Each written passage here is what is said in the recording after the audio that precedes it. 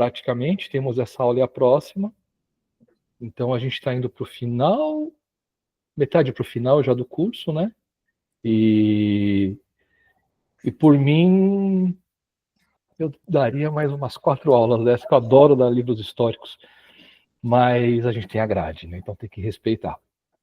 Então, vamos fazer a nossa oração, vamos consagrar essa aula ao Senhor e que Ele nos dirija nesse tempo, que Ele nos proteja, que Ele nos guarde nesse tempo, né?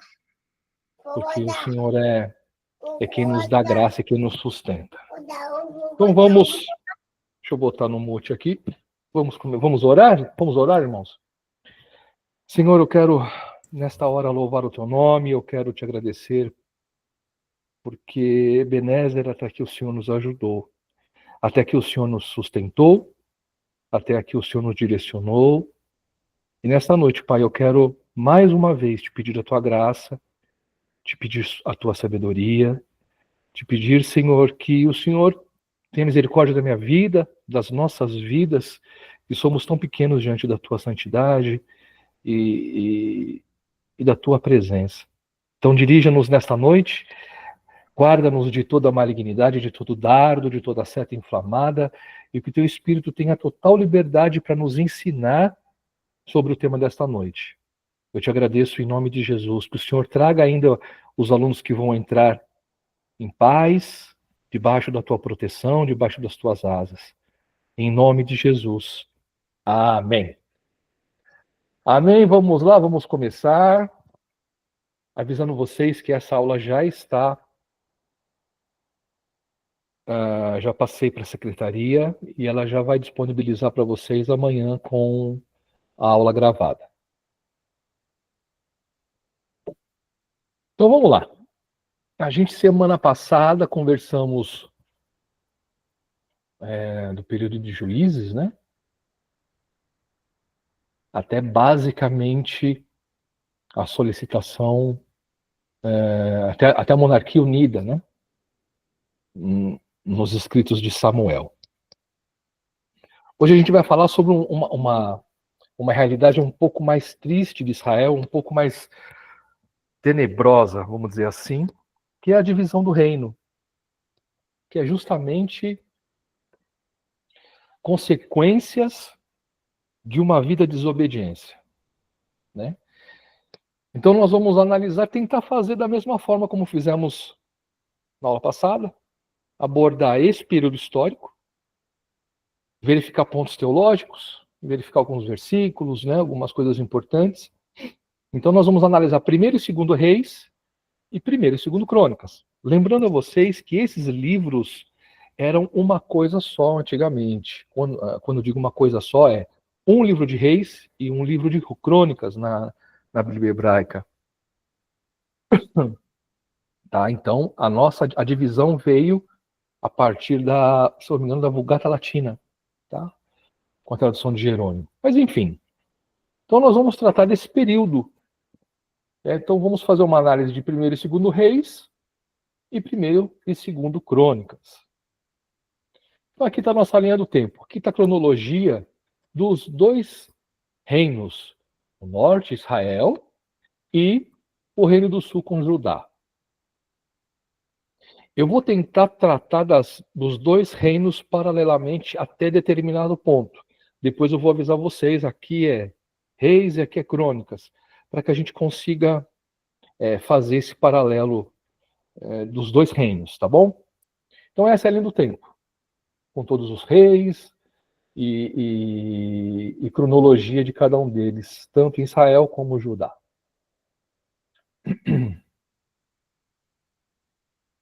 Essa é a monarquia, mas aqui ela está dividida, né? Tudo bem. Lá embaixo também acho que eu coloquei mais um. Eu achei que essa era a monarquia unida. Mas, enfim, a gente tem uma monarquia onde o tema é unida ainda, tá? Onde o tema é entre o bem e o mal. E esse é o grande problema, né?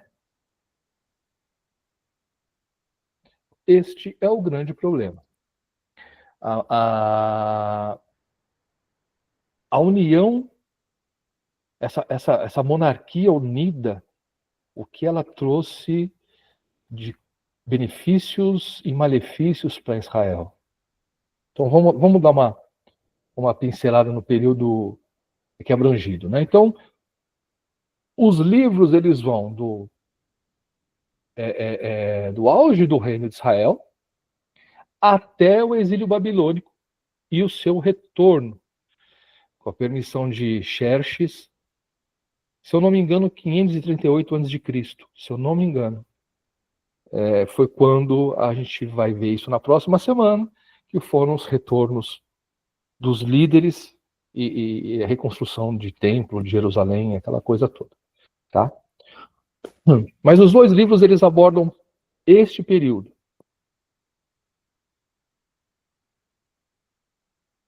Propósito dos livros. O livro de Reis, ele narra a história da monarquia de Israel e de Judá, focando na fidelidade e infidelidade dos reis a Deus e suas consequências. Ok? O livro de Reis, ele ainda aborda alguns reis de Judá, mas isso por quê?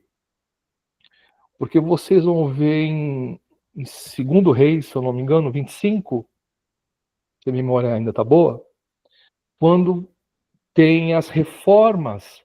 Então nós temos 2 reis reformadores que levam, inclusive, Josias encontra o livro de Deuteronômio e ele leva para o Reino do Norte para tentar fazer essa reforma religiosa, tá? E ele aborda os últimos dias de Davi até a conquista babilônica. Crônicas, continuamos em Reis.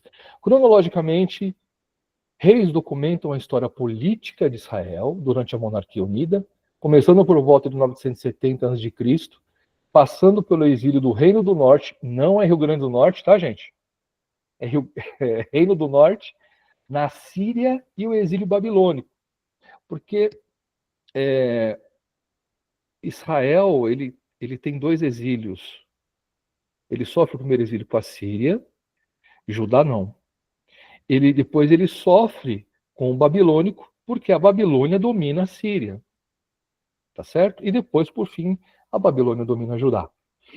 Então, o livro de Reis aborda esses 2 desterros que a gente chama, né? Esses 2 exílios. Agora sim, Crônicas. Vocês se lembram na primeira aula que eu disse que, eu não sei se foi ou foi em Samuel, que a gente estava falando sobre Samuel, mas acho que foi na primeira aula aqui eu acho que foi em Samuel, que eu disse que os livros, eles tinham uma conotação como se fosse uma propaganda política. Vocês lembram disso? Quem lembra, manda um joinha para mim. Por quê? Toda história ela é narrada, ela tem uma intenção. Se ninguém mandou joinha, então ninguém acho que lembra. Então eu vou explicar. Quando eu digo que é uma propaganda política, o livro ele tem uma intenção de passar algo, uma mensagem, seja ela religiosa, seja ela política, seja ela econômica. A história ela é contada por alguém. E esse alguém ele tem uma visão sobre o assunto. Ok? Então, por isso que no livro de Reis, o foco é fidelidade e infidelidade. Aqui, nós temos uma história diferente. Apesar dos reis de Crônicas também terem sido desobedientes ao Senhor, aqui existe uma intenção do escritor de mostrar que existe esperança na reconstrução. Na reconstrução de quem? Do templo. Por isso que existe, eles recontam a história sob uma perspectiva sacerdotal e davídica. Ou seja, a história precisa, essa história que nós estamos contando, ela precisa dar esperança às gerações futuras e para isso ela precisa estar alicerçada no sacerdócio e na aliança davídica, que foi aquilo que o Senhor prometeu a Davi. Então, enfatizando a importância do templo, da adoração e da linhagem de Davi. Tudo isso nada mais é do que mostrar que nós não podemos perder a nossa identidade. Israel foi diferente. A gente chega lá e eu explico para vocês por que foi diferente, tá? Mas aqui, a intenção era... Onde eu vou explicar? A intenção era mostrar que a adoração, a verdadeira adoração, ela estava em Jerusalém, não em Samaria. Porque quem era adorado em Judá, em Jerusalém, era Yahvé. No Reino do Norte, eram outros deuses. A gente vai ver isso no decorrer da história. Jeroboão tentou levar o culto a Yahvé, mas não deu, porque o povo não queria sair de Jerusalém, porque já existia identidade religiosa em Jerusalém. Então, quando eu digo que é uma propaganda, entenda no bom sentido, tá?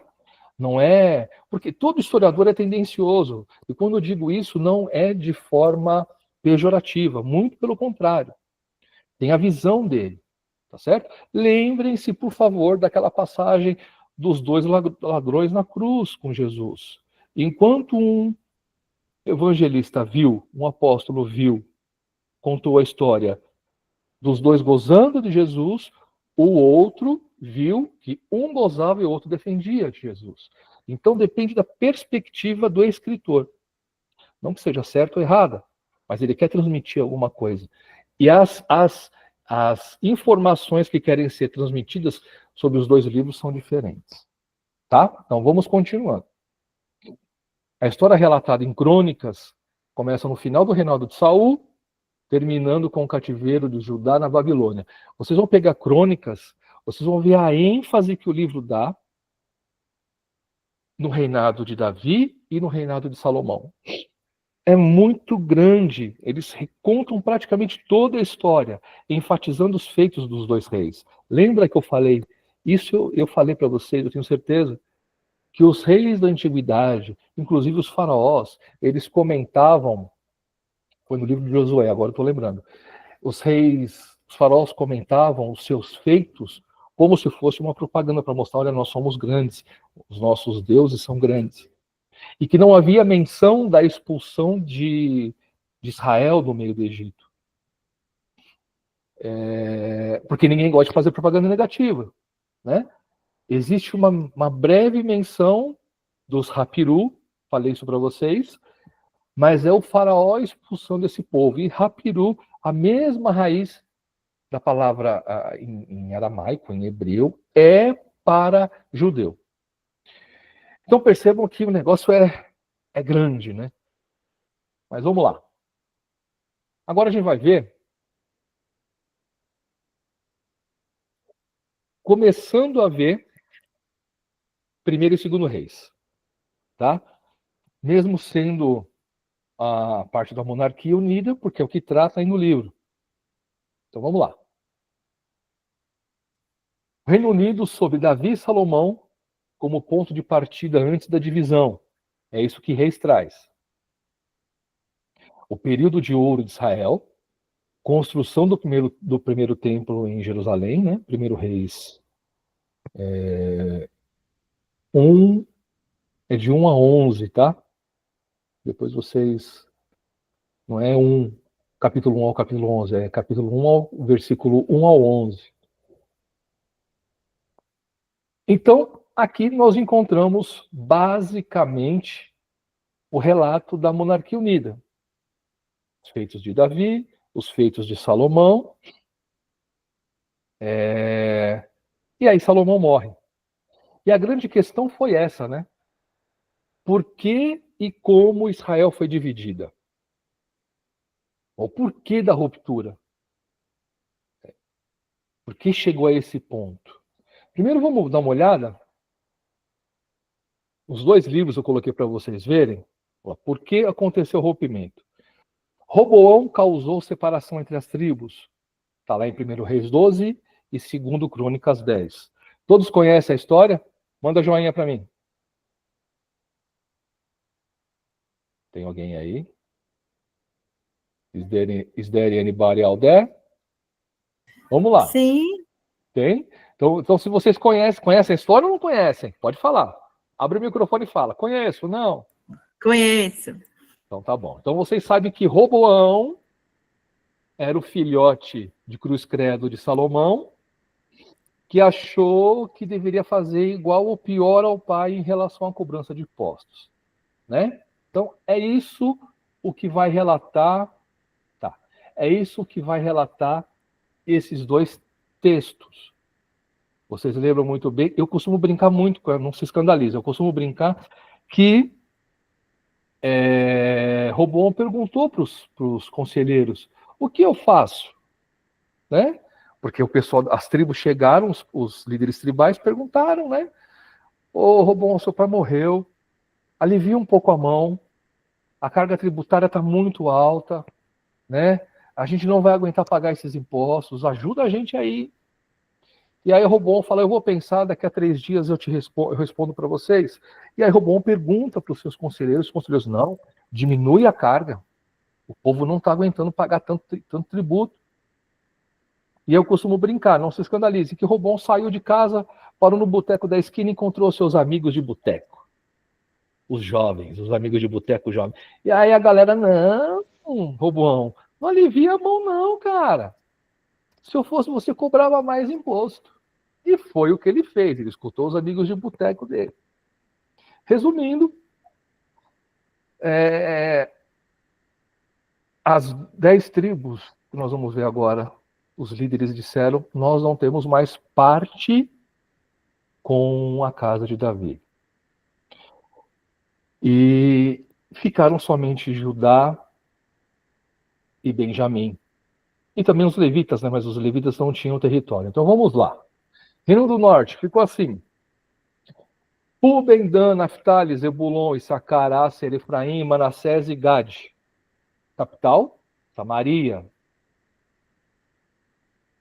Reino do Sul, Judá, Benjamim e Levi, embora Levi não tivesse território próprio. Levi morava lá, então não tinha como sair.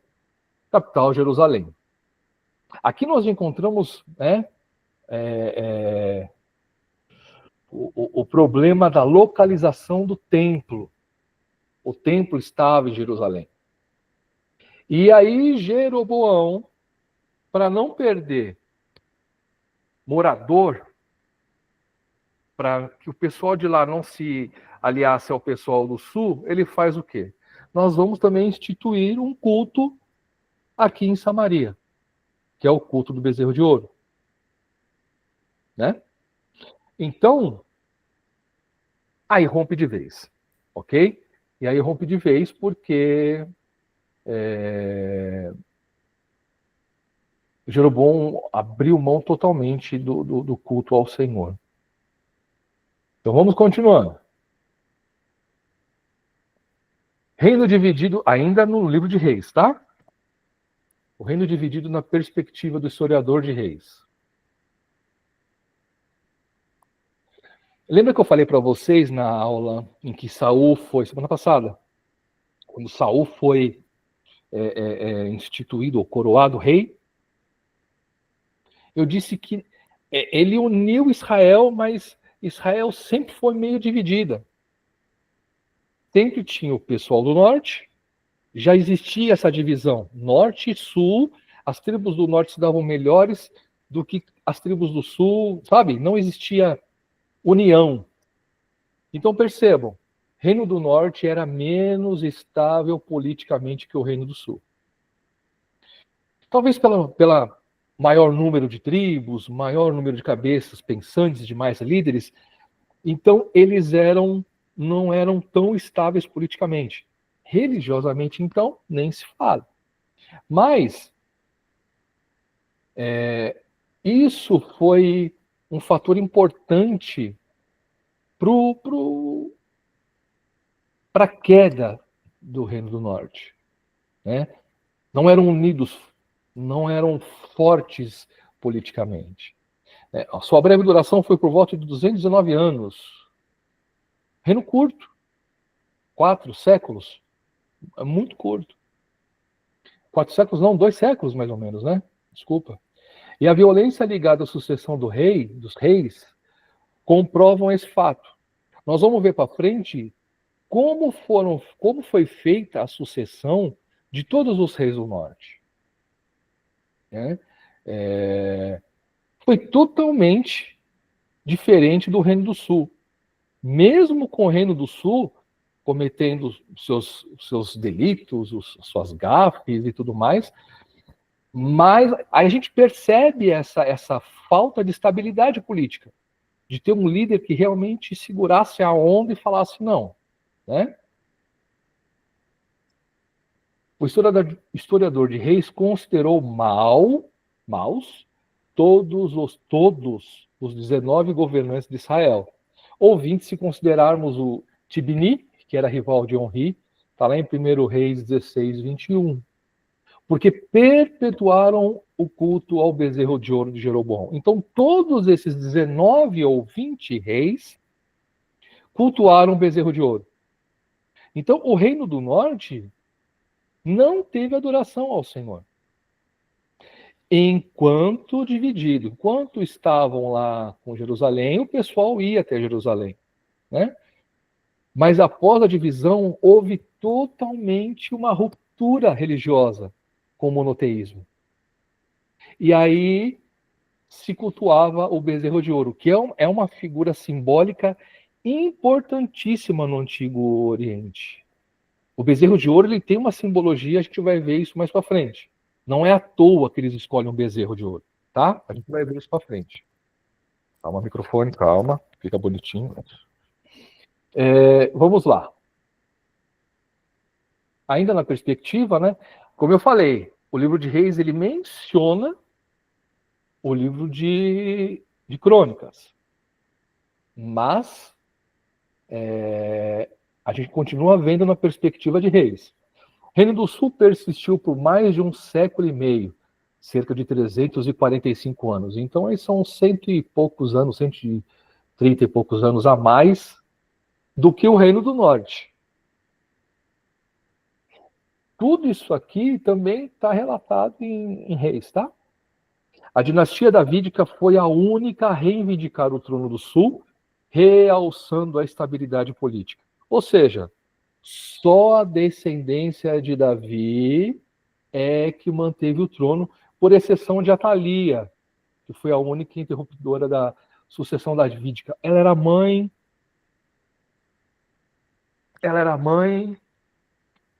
Tá em segundo Crônicas, não vou lembrar o nome do rei agora, desculpa. Segundo Crônicas 22, 10 a 12. Se você tiver fácil de abrir e quiser mandar no chat, fica à vontade. E o reinado dela foi abominável, né? Ela usurpou, após a morte do filho, ela usurpou o reinado para tentar se manter no trono. E aí houve esse breve interrupção na sucessão davídica. Mas ela durou poucos meses, eu acho, no reinado. Então, o pessoal conta e ao mesmo tempo não conta, tá? Acasias. Acasias, né? Obrigado, viu, querida? Deus abençoe. Então, é uma informação importante. É uma informação importante. Porque, querendo ou não, você via a diferença, né? A disparidade dos dois reinos. Enquanto um adorava um bezerro de ouro, o outro, mesmo que, do Reino do Sul, mesmo que não sendo 100% javista, não cultuava exclusivamente a Deus, porque também sofria com a influência de Canaã, como nós vimos, mas ainda assim tentou se manter fazendo aquilo que era agradável aos olhos do Senhor. E por conta disso, Deus permitiu que toda a sucessão fosse davídica, a adoração estava em Jerusalém, o templo estava em Jerusalém, então existia um propósito. A identidade de Judá estava mais próxima à identidade que Deus gostaria que tivesse do que Israel. Vamos lá. Judá também teve suas conspirações políticas, pois 5 reis foram mortos, isso em Judá. 2 foram feridos por Deus e 3 foram exilados. O historiador de Reis mencionou que 8 monarcas fizeram o que era bom aos olhos do Senhor, porque seguiram o exemplo de Davi, obedecendo ao Senhor. São eles: Asa, Josafá, Joás, né? Amazias, Azarias, Uzias, Jotão, Ezequias e Josias. Esses dois últimos, fundamentais para a reforma.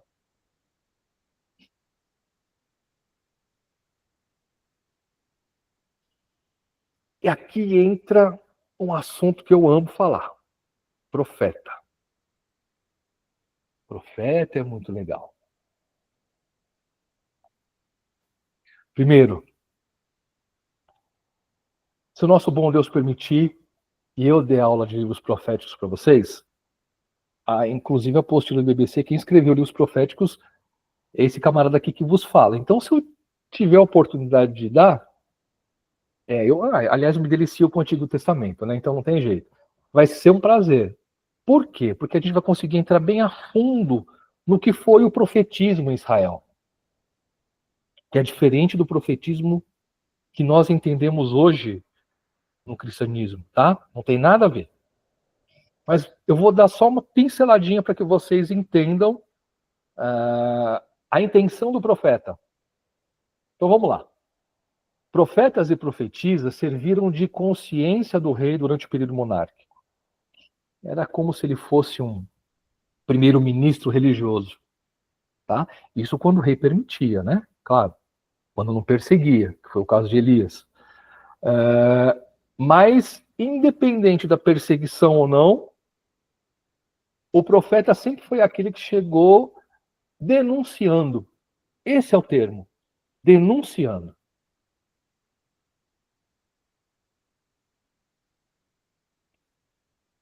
Vamos falar do moço aqui, ó, Acabe. Né? Ao se casar com a princesa fenícia Jezabel, tornou o baalismo a religião oficial do Reino do Norte. Então, Acabe, se o negócio já estava ruim, né, porque ainda você tinha alguns remanescentes em Israel. Não eram todos que só adoravam a Baal. Mas Acabe torna uma religião oficial do reino.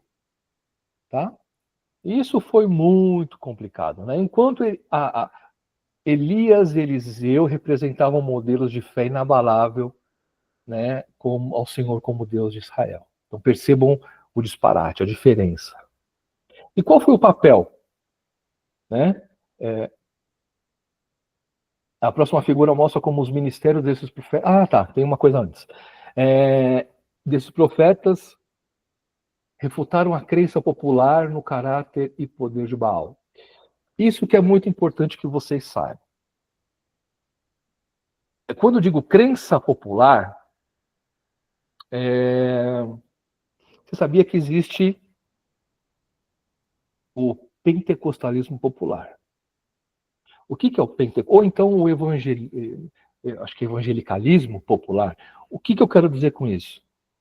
Nós cremos, né, nós temos uma teologia, né, sistematizada, aquela coisa bonita toda que a gente está estudando, mas eu tenho o costume de deixar minha Bíblia no Salmo 91 aberto para me trazer proteção.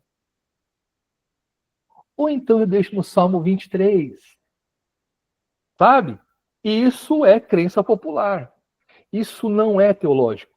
Não existe base teológica, fundamento bíblico para explicar que o Salmo 91 aberto nos dá proteção. E eu usei o nosso quadrado como exemplo, tá? A gente pode colocar isso dentro do catolicismo e tudo mais. E o javismo, que era a religião oficial de Israel, também tinha sua crença popular. Né? Por isso, tantos rituais de fertilidade. Mas Deus esse quadro eu quero mostrar para vocês. Deus é tão lindo, que desde o Egito, ele afronta a área de atuação dessas divindades. Eu não vou falar do Egito, as 10 pragas, né? Representam 10 divindades do Egito. E cada área que o Senhor atacou era a área de domínio dessas divindades. O rio fica vermelho, o Nilo sangue, as rãs, os piolhos. Isso, talvez em Pentateuco, vocês deveriam ter visto. Mas também não é todo professor que traz. Mas, enfim. Então eu vou trazer para vocês aqui, ó, Baal dos cananeus versus Elias e Eliseu.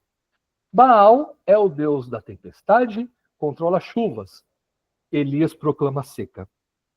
Ou seja, quem manda é Deus, não é Baal. Se chove ou se não chove. A mesma coisa, Baal garante fertilidade agrícola e colheitas abundantes. Israel sofre com fome e seca, porém Elias e Eliseu fornecem trigo e óleo de forma milagrosa. Ou seja, quem dá é Deus, quando e como ele quer. E aqui a mesma coisa, ó, Baal controla os relâmpagos e o fogo. Elias, essa é o Monte Carmelo, né? Elias ordena que o fogo caia do céu em nome do Senhor. Baal controla vida e morte. Elias e Eliseu curam e ressuscitam mortos em nome do Senhor. Né? Aliás, se eu não me engano, foi Eliseu que ele já morto, ele ressuscita alguém, encosta no corpo dele morto e é ressuscitado. Era uma passagem, algo assim, ou é curado, não vou lembrar agora. Mas percebam que a área de atuação do Senhor para envergonhar Baal é justamente aonde ele se intitula poderoso. E com isso a gente percebe que o Senhor é mais poderoso. Mas ainda assim, o Reino do Norte manteve a sua adoração ao bezerro de ouro e a todas as divindades que lá estavam. Aqui, eu falei para vocês, né, os profetas no início, na profecia pré-clássica, a gente vai ver isso já, na profecia pré-clássica, os profetas estavam diretamente ligados aos reis, denunciando o que eles faziam de errado. O primeiro deles é Natã, em relação a Davi, a passagem clássica. Isso é um tipo de voz profética, é um tipo de denúncia, ok? Essa denúncia ficou um pouco mais polida depois. A gente vai ver aqui um pouquinho para frente. Então aqui tem alguma relação das vozes proféticas aqui em Reis. Placar da monarquia dividida. Olha que coisa legal. Em Israel são 20 reis, enquanto Judá 19 e uma rainha. Em Israel são 9 dinastias, ou seja, 9 famílias diferentes governaram sobre Israel, enquanto em Judá só 2. E isso por conta de Atalia, porque senão seria uma família só, uma dinastia só. Israel 7 assassinatos, Judá 5. Suicídio 1 Israel, Judá 2 feridos por Deus. Bom, 1 ferido por Deus, 3 exilados. Agora isso é importante. Todos fizeram o que o Senhor reprova, segundo o historiador de Reis.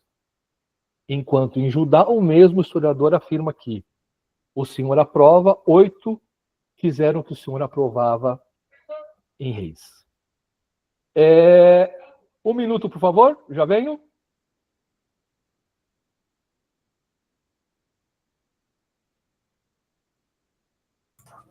Meus irmãos, todos aí? Nosso professor teve que dar uma pequena saidinha, já está voltando. Tá?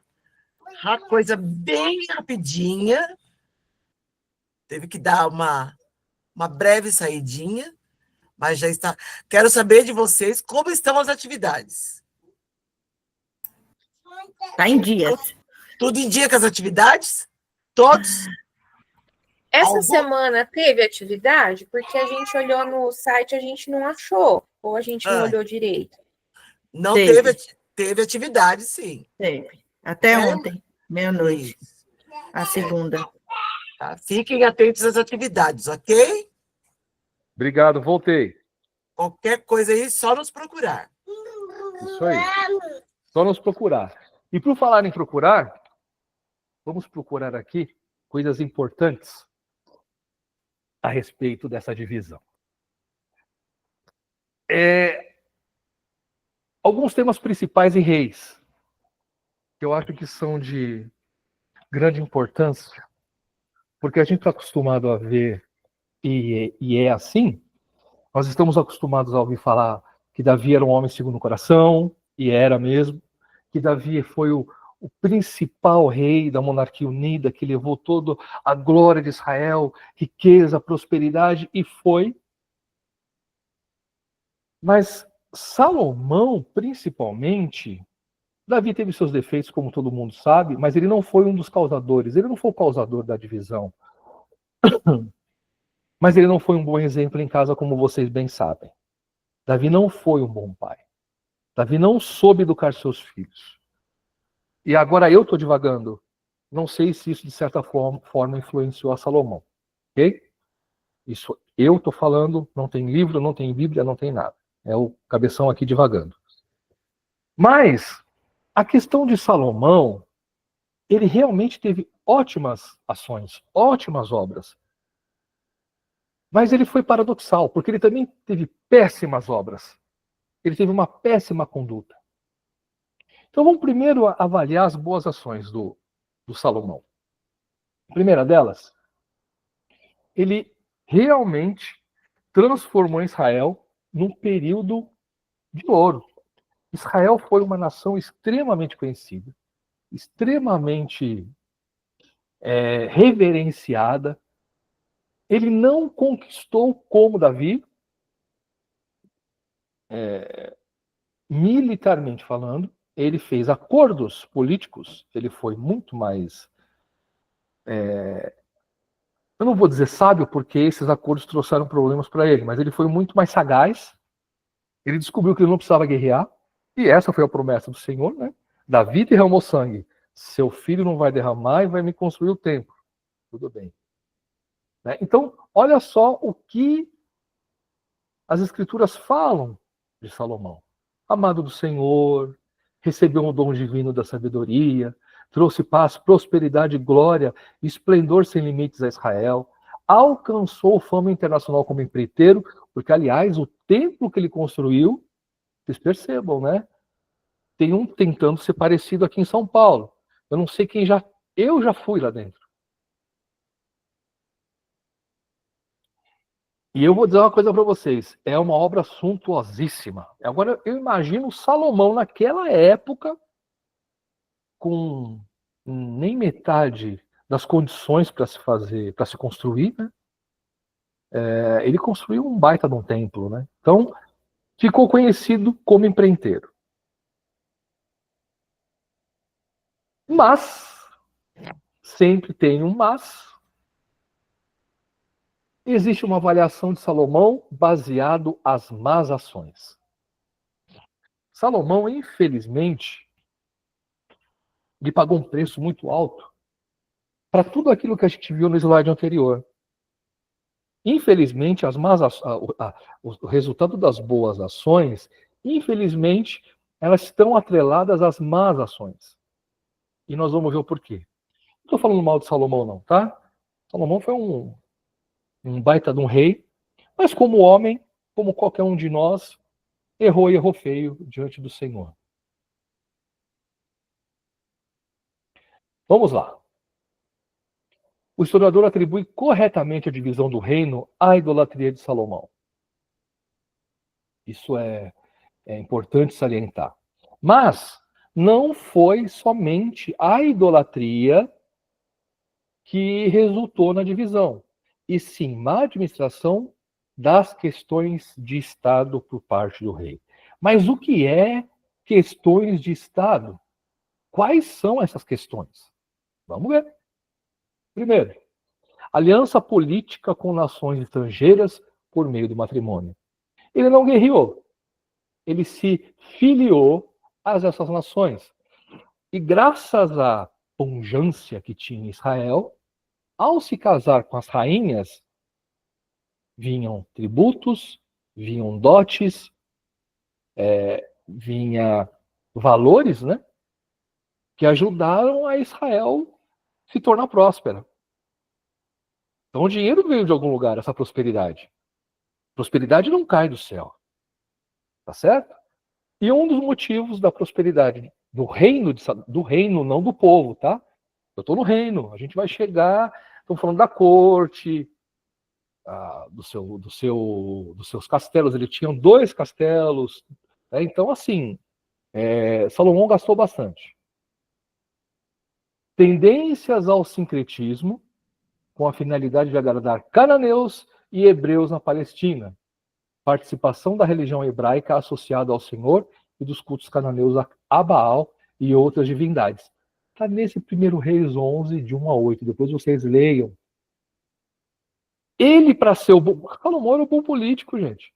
Como eu falei para você, ele era sábio, sabedoria do Senhor, sim, mas ele era sagaz. Ele usava essa sabedoria de forma, opa, para mim. Então, se vocês lerem isso com calma, vocês vão ver que ele agradava as suas mulheres, sim, sim, mas ao mesmo tempo agradavam o povo, palestinos ou hebreus ou palestinos que habitavam ali. Lembram da miscigenação que Juízes permitiu? Então, esses não hebreus queriam ter o culto aos seus deuses. Então, percebam o mato sem cachorro que Salomão estava se enfiando. Não acabou, não. A reorganização geográfica de Israel em 12 distritos administrativos na tentativa de apagar antigas fronteiras e lealdade tribais. Ele queria acabar com o sistema tribal e, para isso, ele desenvolve 12 distritos diferentes com novas lideranças para tentar... Está lá em 1 Reis 4. Não é nada que eu estou inventando, está lá na Bíblia. Ele tenta reorganizar geograficamente essa liderança. Para quê? Para ter total apoio. A proliferação da burocracia estatal. Aqui o que a gente chama de corvéia, ou até trabalho escravo. Aqui vocês vão ver que... Deixa eu ver se tem alguma coisa aqui embaixo. Espera aí.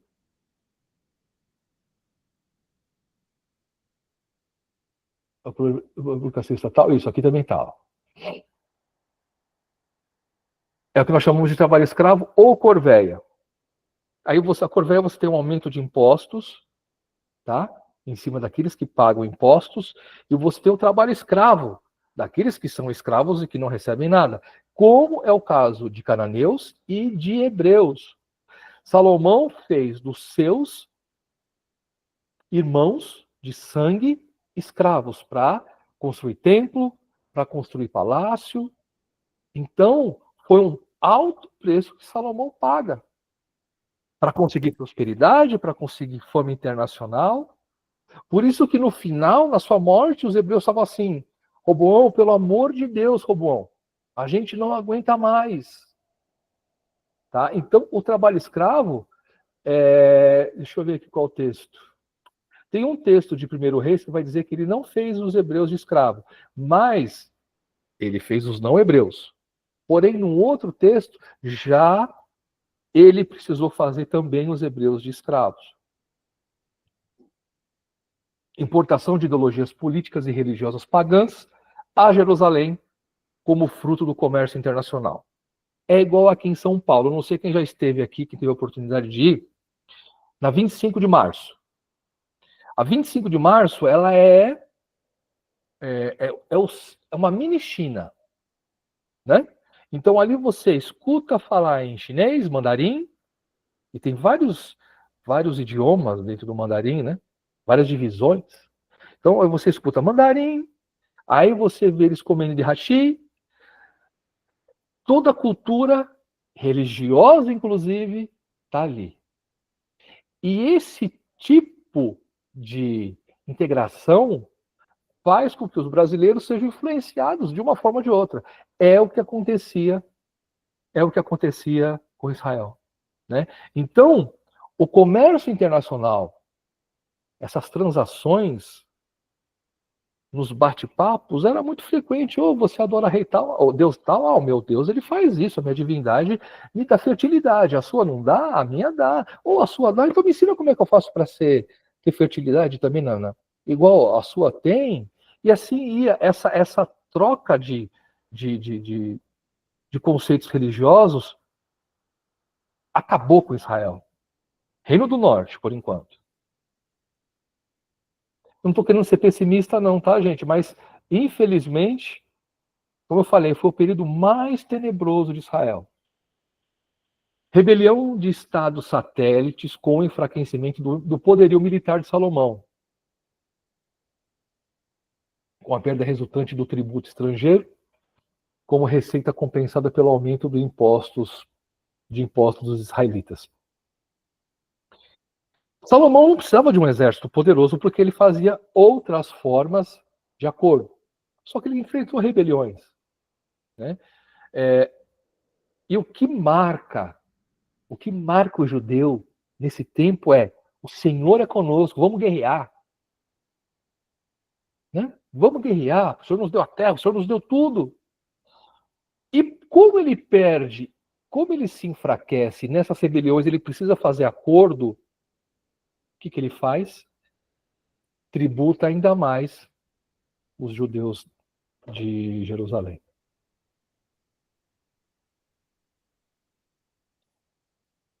Bom, como resultado de tudo isso, é óbvio que o povo não ia gostar, né? É óbvio que o povo ia surtar, né? Imagina você viver de novo um Egito dentro da sua própria terra.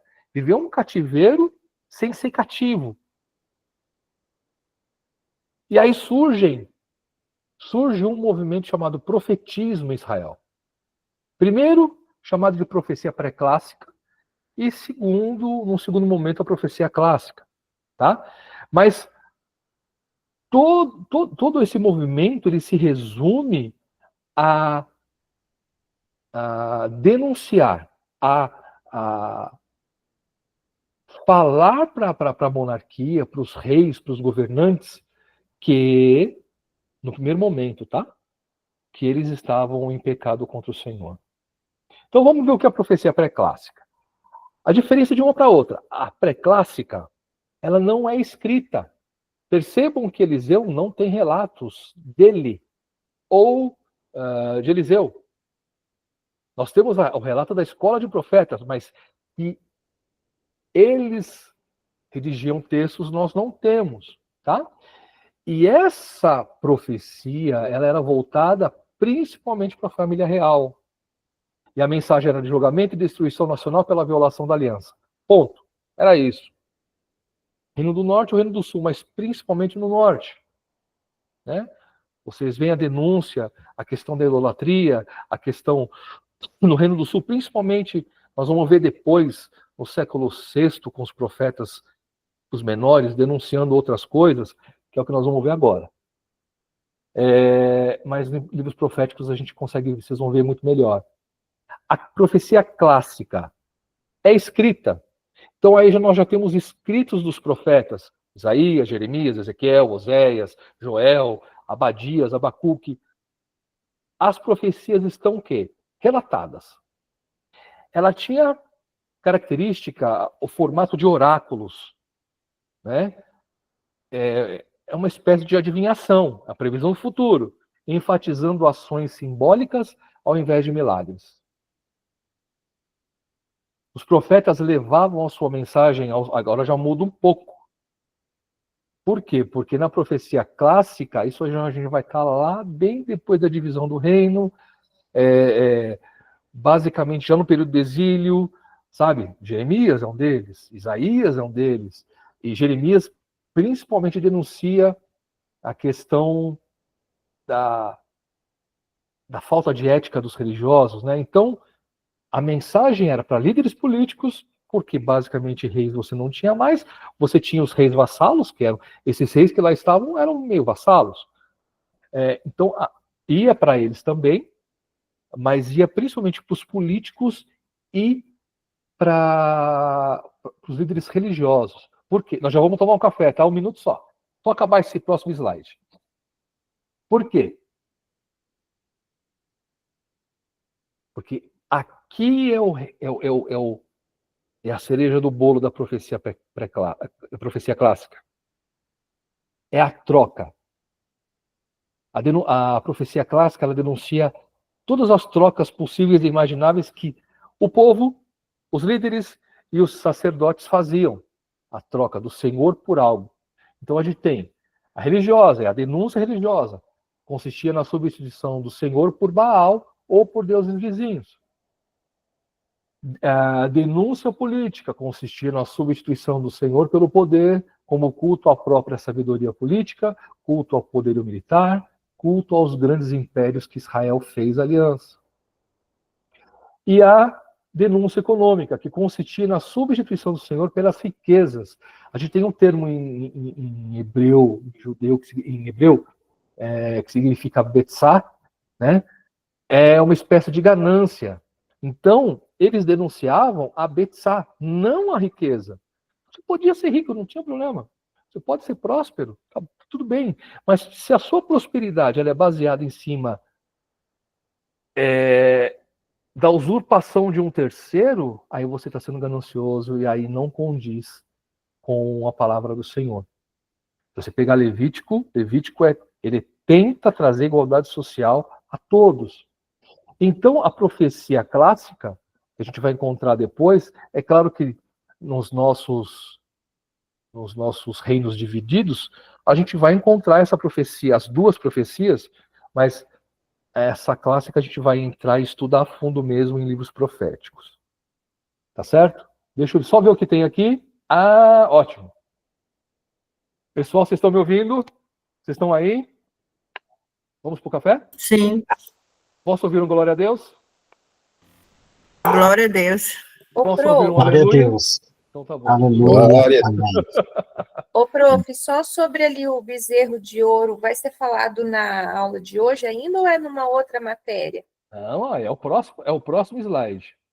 Beleza. Não vou dar spoiler para deixar vocês com gostinho de quero mais. Então a gente vai falar sobre isso já já. Então vamos pro café? Já voltamos quando for 9h02. Tudo bem? 10 minutinhos. Ok. 10 minutinhos a gente volta. Até já, Ok. gente.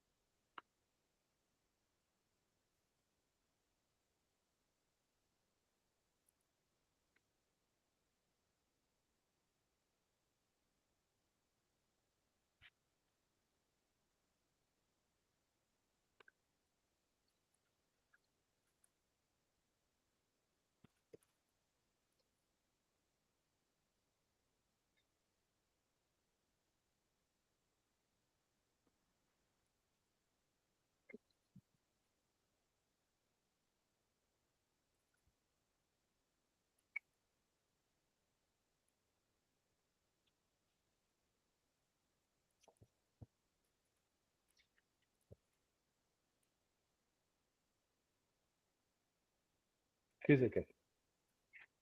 Hein? Mas não pode dar isso pra você. Vagabundo tem cara de pau.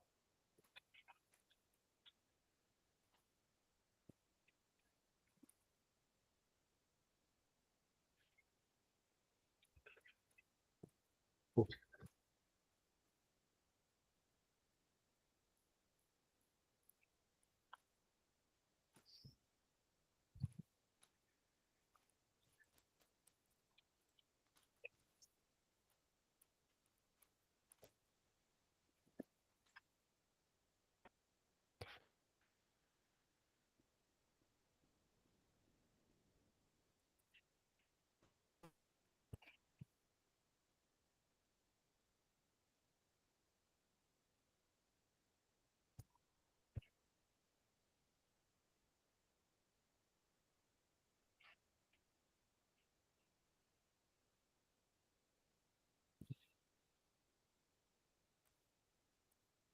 tem alguém comigo?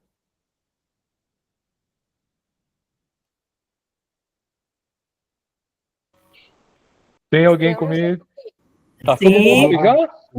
Olha os Sim. dedinhos, coisa linda. Eu tô aqui pensando na morte da bezerra, então vamos lá. Vamos lá, vamos lá. Então, o pessoal tá ansioso pelo bezerro de ouro. Ninguém vai botar bezerrinho em casa, não, hein? Por favor, hein? Vamos lá. De toda a história de Israel, a gente vai sempre escutar a história ou o relato de que Israel adorava um bezerro de ouro. Infelizmente, essa é uma verdade. Existia um propósito, existia um porquê, e a gente vai descobrir isso agora. A palavra bezerro, no hebraico, ela é flexível para denotar um animal macho ou fêmea, qualquer animal da família dos bovinos. Então pode ser um bezerro, pode ser um boi, pode ser uma vaca, tá? É tradicionalmente aceito como bezerro macho o bezerro adorado em Êxodo 32, que é lá no Sinai. E mais tarde, no Reino do Norte, quando Jeroboão reintroduziu o símbolo do Deus touro em Israel, por causa do exílio egípcio e da morte de Salomão. Jeroboão, ele ficou um tempo fugido, tá? E ele ficou esse tempo aonde? No Egito. E lá ele se casou com a filha do faraó, e é óbvio que bebeu da fonte, tá? E ele só pôde voltar depois da morte de Salomão. Vocês sabem da história tão bem quanto eu. Todas as evidências parecem indicar que os hebreus adotaram o símbolo do deus touro dos egípcios. Provavelmente o culto a Apis, de Mênfis. Apis era um touro sagrado conhecido mais tarde como a encarnação do filho de Osíris. Então, esse culto a Apis, ele era realizado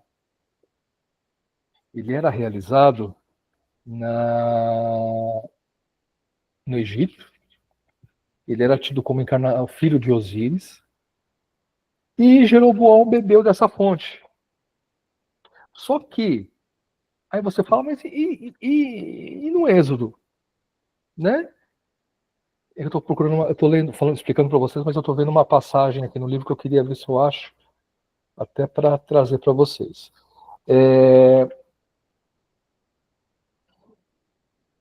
E no Êxodo?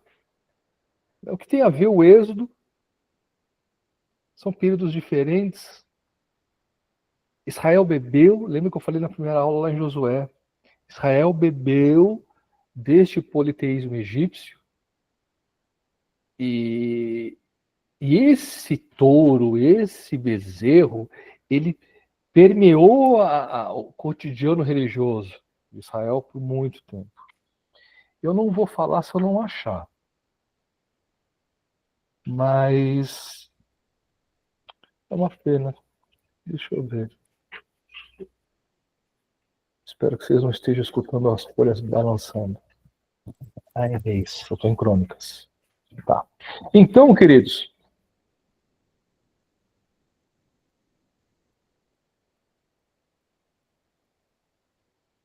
olha a que ponto nós chegamos. Lembra que eu falei que houve uma miscigenação, né? Tentaram misturar os cultos do bezerro, de Apis, com o javismo. E olha o que o autor desse livro disse.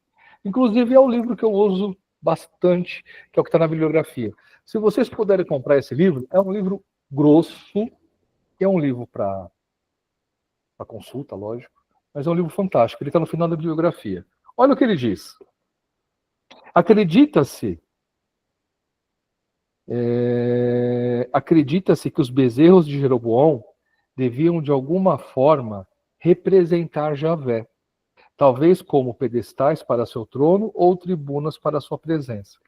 Então percebam que, no Reino do Norte, tentou fazer esse ecumenismo ritualístico. A gente vai misturar as duas religiões para tentar agradar gregos e troianos. Isso a gente chama de apropriação religiosa, ou tem um autor que chama ele chama de antropofagia religiosa. Ou seja, eu tenho a minha liturgia, mas eu absorvo elementos de uma outra para que quando alguém dessa outra chegar, ele se sinta mais adaptado. Espero que vocês consigam acompanhar meu raciocínio, mas eu vou dar um exemplo para vocês. Eu não gosto de citar nome de igreja, mas percebam a Igreja Universal, ela faz a mesma coisa. Ela tem elementos do candomblecismo, elementos da mesa branca, elementos do judaísmo. Para quê? Para quando o camarada chegar no culto, ele consegue se identificar facilmente. Isso se chama de antropofagia religiosa. E eu falo sem nenhum tipo de problema, porque eu fiz alguns anos de estudo sobre a Igreja Universal, então não é nem valor de juízo de valor, né? É resultado de estudo. Mas Israel faz a mesma coisa. Jeroboão faz a mesma coisa. E ainda cabe no final, torna essa religião oficial de Israel. Ela era a divindade da fertilidade que concedia vida, força e saúde ao rei, e fertilidade à terra e o povo do reino. Então, ou seja, lembra que eu comentei isso com vocês, acho que foi na primeira aula de novo. Tomara que não tenha sido contra a turma, tenha sido com vocês. Que a gente falou da religião popular, mencionei agora há pouco, né? O catolicismo, você tem o catolicismo oficial e o catolicismo popular, né? E no popular você tem os santos que fazem coisas, Santo Antônio casa, por exemplo. Então, para que eu vou pedir para... Oi? Foi, não foi? Foi com a gente, professor. Foi com vocês, né? Então, para que eu vou pedir para Jesus? Para que eu vou orar para Jesus se eu tenho um santo específico que faz isso? Jesus está lá longe, deixa ele lá quieto, mas esse santo está aqui, ó, no nosso dia a dia. Essa divindade era isso para eles. E vocês se lembram que também tratamos na semana passada de que eles viviam um monoteísmo instrumental. Era um javismo instrumental. Tudo no início. Eles não tinham nada sistematizado como nós temos. Eu imagino os primeiros cristãos no início da igreja, sem muito saber o que fazer, sem uma liderança, quer dizer, eles tinham, né? Mas assim, sem a liderança ainda se manifestar, nós vamos fazer assim, vamos fazer assado. Aí surgem as cartas de Paulo, as cartas de Pedro, que aí a gente começa a ter noção do que é cristianismo e como o cristão deveria se portar. Porque até então, a gente tinha que era um livrinho pequenininho, chamado Catecúmenos, que era um roteiro de regra de fé e de conduta que os discípulos passaram para os primeiros cristãos. Lá no início isso. Mas não era nada sistematizado, era um livreto. Tá? Então imagina, Israel passava pela mesma situação. Estava conhecendo a Deus, incorporou essa situação. Né? Isso lá na monarquia unida ainda, hein? Deus era mais um dentro do panteão. E aí, com a divisão, com a separação, Jeroboão se vê obrigado a institucionalizar um culto no seu reino. Só que ele não podia institucionalizar o culto a Yahvé. Por quê? Yahvé estava no Reino do Sul, o templo estava lá embaixo. Se ele permite que esse povo vá adorar lá embaixo, ninguém voltava mais. Então ele teve essa ideia mirabolante, já que ele tinha sido influenciado no Egito, a misturar o culto a Apis com o culto ao Senhor.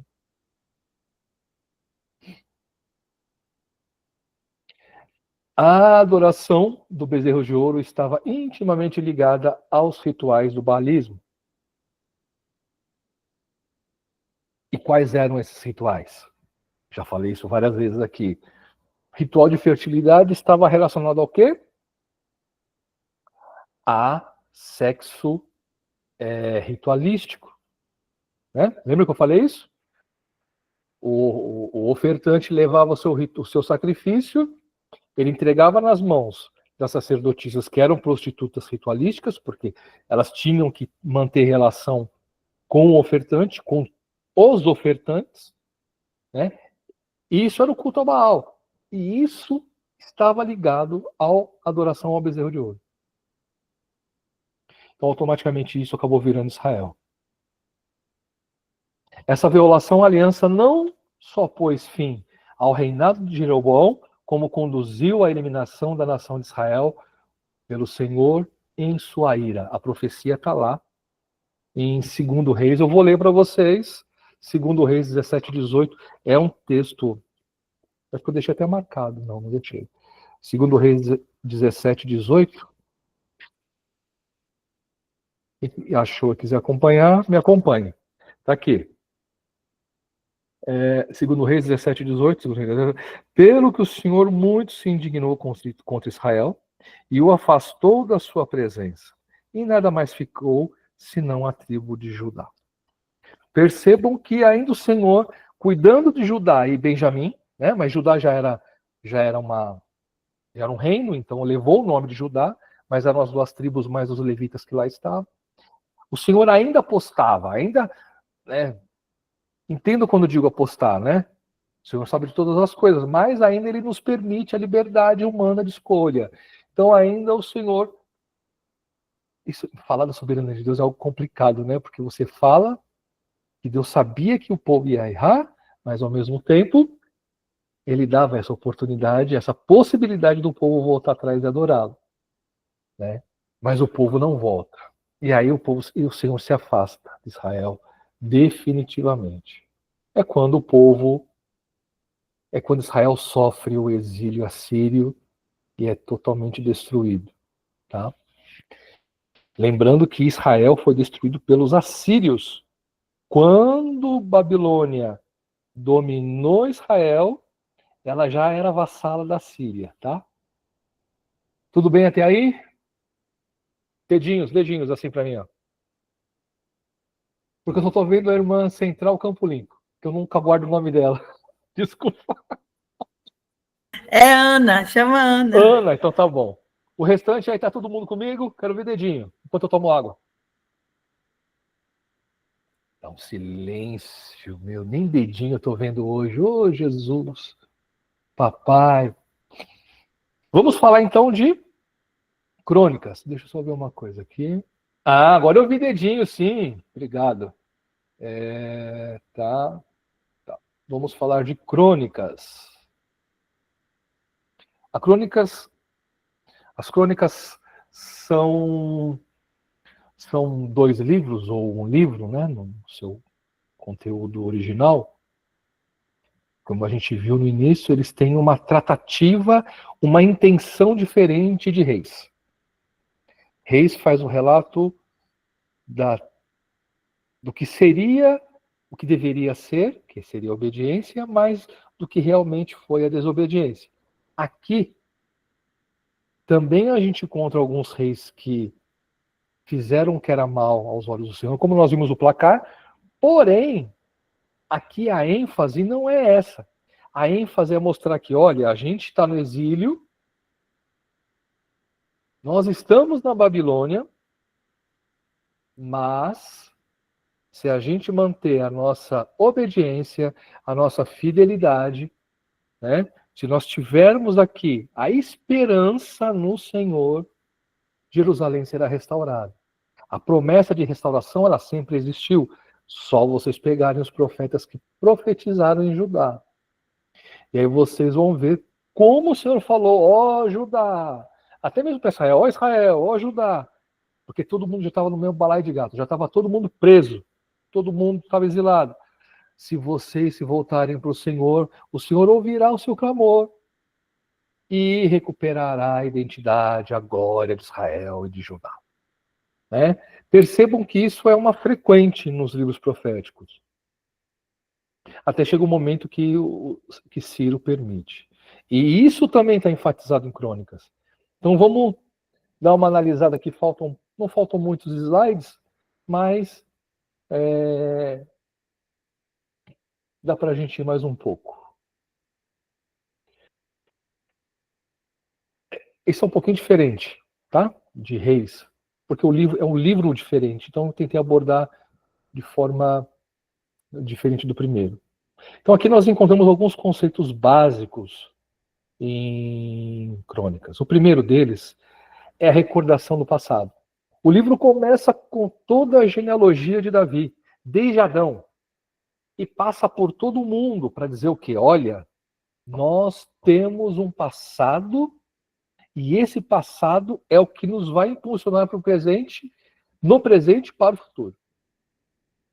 Segundo, a centralidade da adoração no templo. Não adianta. Existe um tripé para Israel, né? Na sua identidade. E terra e templo são duas pernas desse tripé e são fundamentais. Não existe adoração em outro lugar. Tanto que até hoje isso para eles é morte. Eles estão lá no Muro das Lamentações, orando, e parece que atormentar ainda mais a vida deles, em cima, né, possivelmente de onde foi construído o Templo de Jerusalém, em cima tem uma mesquita. Então, para eles isso é morte. Então, a centralidade naquela época, depois surgiram sinagogas, né, pequenas sinagogas em regiões, mas o templo principal era em Jerusalém. E o pessoal fazia os seus rituais, as suas consagrações, os seus sacrifícios na sinagoga, sim, mas primordialmente eles iam para o templo em Jerusalém. Então imaginam você perder o seu local de adoração. Porque para o judeu, o local de adoração, Jerusalém, o templo, era o único lugar onde eles poderiam ter acesso ao Senhor. E idealização dos reinados de Davi e Salomão. Então você vai ver em Crônicas, basicamente, mais da metade do livro é essa idealização, né? Mas a acentuação do que eles fizeram, tá? Lembra que eu falei da propaganda política, no bom sentido. Mas lembra que eu falei, a intenção é mostrar o quê? Que a nossa geração, ela continuará depois de Davi e Salomão. O nosso rei, a herança de Davi que Deus nos prometeu, virá um dia e vai nos libertar. Legitimação dos sacerdotes e levitas como líderes comunitários. Aqui a gente começa a ver o sacerdócio influenciar na vida cotidiana do povo. Então, eles deixam de serem apenas sacerdotes, mas eles se tornam pessoas politicamente fortes, politicamente influenciadoras. Tá? Vamos falar um pouquinho. Não, vamos falar do contexto. Falar um pouquinho, não, tá? Vamos falar tudo o que tem para falar. Do contexto e da história de Crônicas, né? Como a gente viu lá atrás, A gente tem a história literária de crônicas, que complementam os registros de Samuel e de Reis, repetindo a história dos patriarcas, que é a genealogia, até a derrota do Reino do Sul para a Babilônia. Então a gente tem um período histórico aí de 350 anos, né, que a gente viu lá atrás, mais ou menos. Enquanto história teológica, concentram-se na legitimação sacerdotal e levítica e nas contribuições da monarquia em Judá. Lembrem-se que depois do exílio, Israel estava sem rei, sem identidade, com o templo destruído, a cidade destruída, e a gente precisava... Nunca esqueçam disso, gente, quando lê crônicas. A gente está voltando do exílio, a gente está voltando da Babilônia, e o negócio está feio, a cidade está destruída, os muros estão destruídos, o templo, e a gente precisa reconstruir tudo, e a gente precisa animar esse povo para que haja reconstrução. E como que a gente anima? Tem até um versículo, né? Quero trazer à memória aquilo que me traz esperança. Né? É isso que eles queriam viver.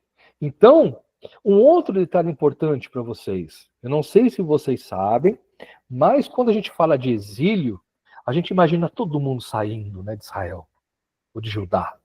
E todo mundo indo para a Síria, e depois todo mundo indo para a Babilônia. Toda aquela galera andando em fila.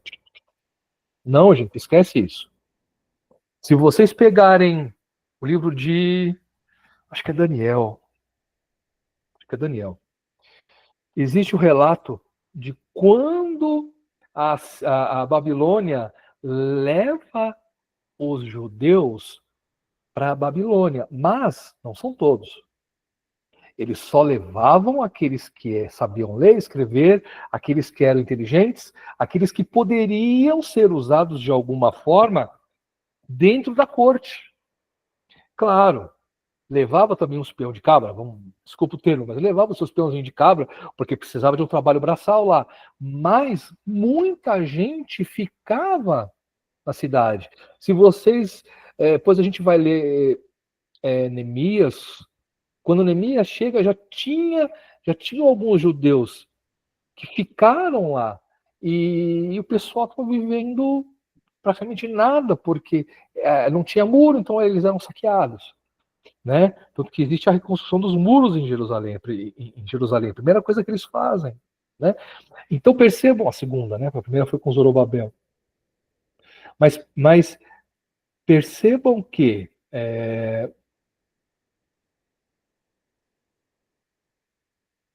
apenas aqueles que interessavam para a corte exiladora, ou assíria ou babilônica, era que eles levavam e mais um punhado de gente. Ficou gente no Reino do Norte, da Síria, no exílio da Síria, e ficou gente no sul e no norte com o reinado da Babilônia. Não vai todo mundo. Eu fico até imaginando como é que eles vão botar toda aquela multidão dentro da Babilônia. Tá? Pensem nisso. E eu ia falar uma coisa, mas esqueci, já eu falo. Eu lembro. Bom, então vamos lá. Foram 3 levas, professor? Foram a primeira com Zorobabel, a segunda com Neemias e a terceira com Esdras. A gente vai ver isso na última aula. A gente vai abordar esses livros restantes. O Zorobabel quase ninguém lembra. Tem uma menção muito pequena dele no livro de Neemias.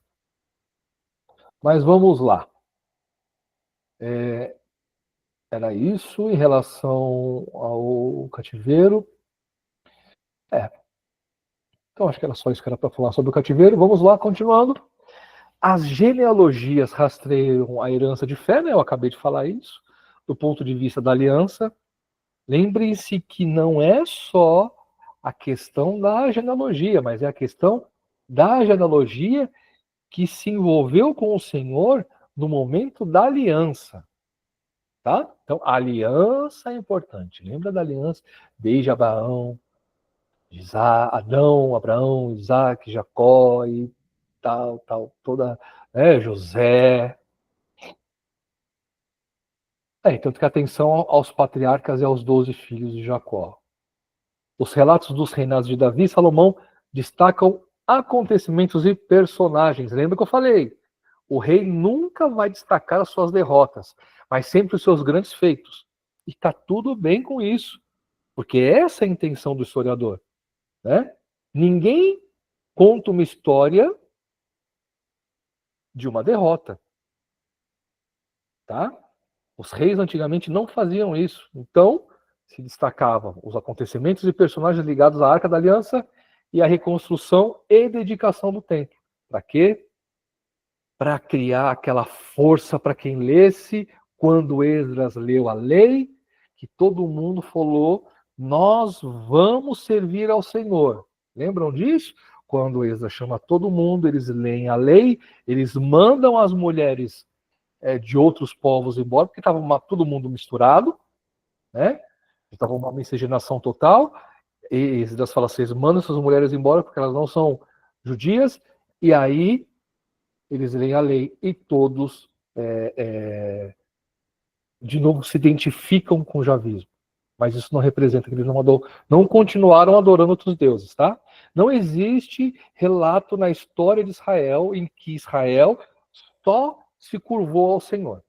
Não existe. Sempre teve momentos de adoração a outros deuses. Isso é fato. Infelizmente, isso é fato. É por isso que Israel sofre até hoje, mas isso é outra história. Eu não vou entrar no assunto. Vamos continuando aqui. Estamos continuando aqui, porque aí é a divagação do professor, não é bíblico. Os relatos praticamente desconsideram o reino o lado norte, o reino do norte. Não há o porquê fazer menção do reino do norte. O norte está se estrambelhando sozinho, deixa eles lá. A gente precisa manter a força do nosso lado, da nossa ideologia religiosa, da nossa ideologia política, e mostrar que o que nós estamos fazendo está agradando ao Senhor. Mas existe apenas... eu já falei, né? De Josias e de Ezequias. E, por fim, os livros se encerram com a mesma ênfase ao edito de Ciro, que é o rei da Pérsia, que permitiu o retorno dos exilados. Desculpa, não foi nem da Babilônia o retorno, foi na Pérsia. Perdão. O retorno dos exilados à Palestina para reconstruir o templo. 538, como eu falei. Babilônia dominava tudo a Babilônia, né? A Babilônia comandava tudo, inclusive Israel e Judá. Mas a Pérsia, que era uma nação pititiquinha, que começou a surgir, derruba a Babilônia, e aí é ela que se torna a grande nação desse período, depois perdendo para os gregos. Então, foi inclusive Ciro que permite esse retorno. E isso está muito enfatizado como sendo uma ação, uma permissão de Deus. Não foi Ciro foi um instrumento dessa utilização, tá? Dessa permissão de Deus.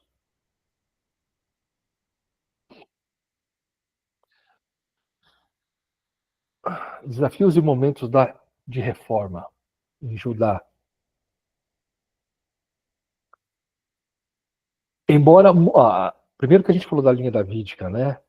Essa continuação era uma linha contínua, sucessão contínua e tudo mais. Embora muitos reis foram ímpios diante do Senhor, mas também o reino teve aqueles que promoveram reformas. Eu já mencionei isso, Ezequias e Josias, que foram lá, inclusive, não só no sul. Eles precisaram fazer essa reforma no sul, mas também partiram para o norte. E tentaram também fazer essa reforma por lá. Agora sim, a gente vai tentar abordar fato histórico, conceito teológico e alguns versículos para ficar mais fácil. Esse momento de reforma, né, representa, teologicamente falando, a graça de Deus que preservou a linhagem de Davi e a importância da reforma e do arrependimento. Então a gente vê como Deus é misericordioso, como Deus é gracioso, que permitiu que, mesmo que o Reino do Sul ainda não tivesse lá grande coisa, mas tivesse melhor que o Norte, Deus permitiu. Lembra que eu falei? Só lá em 2 Reis, que Deus fala, não dá mais. Chega, eu tentei. Esperei, fui paciente, mas agora eu me afasto de vocês. Né? Isso é um conceito teológico. O afastamento do Senhor é um conceito teológico, que é decorrente da desobediência.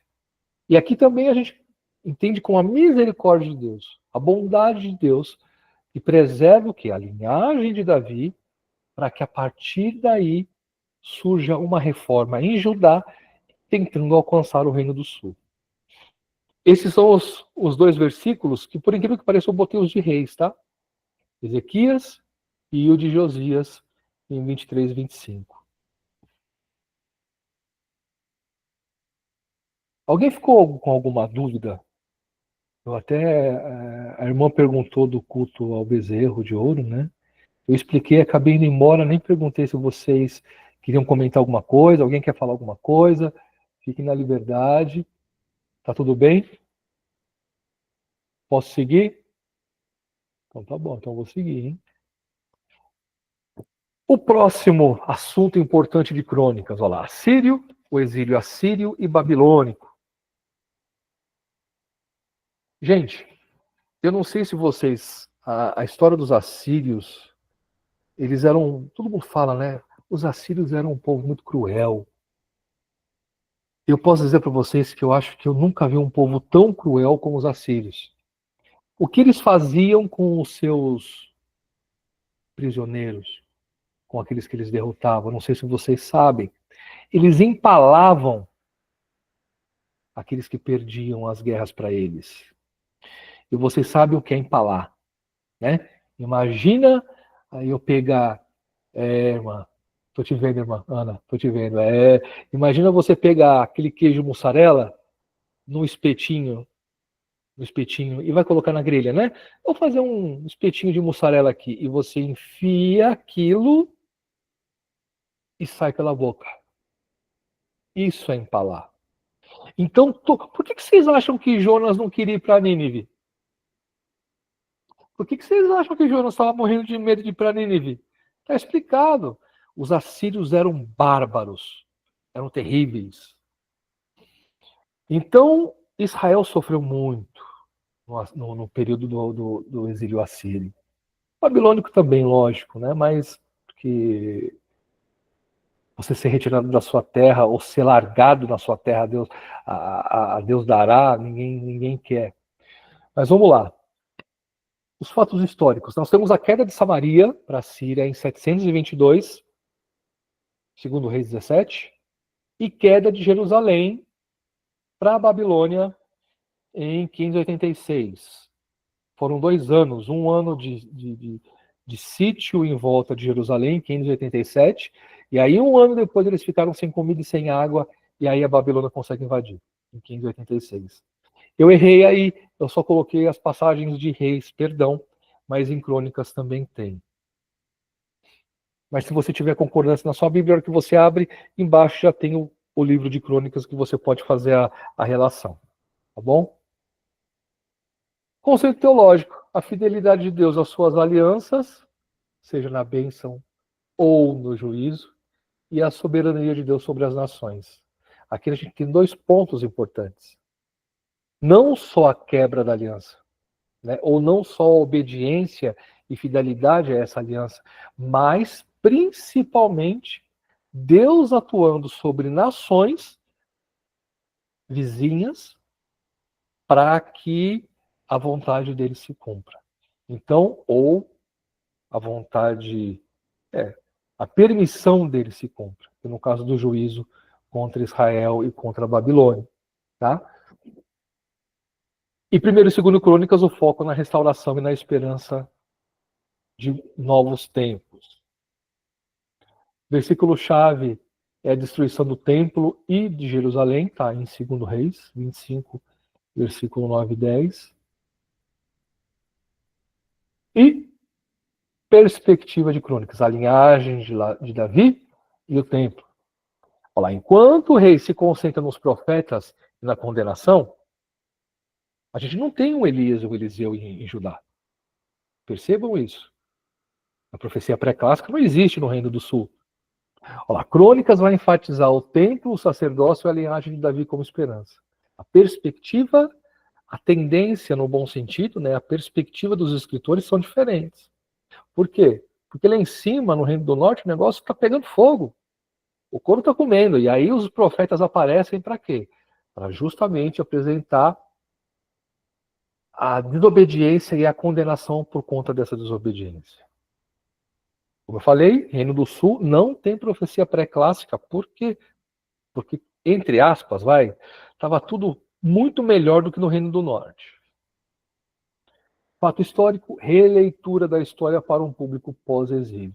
Existe a passagem das genealogias, o pessoal entende que o livro de crônicas foi escrito no período pós-exílico, tá? Então, o pessoal já volta da Pérsia e ali o livro foi escrito. Ou se foi escrito por...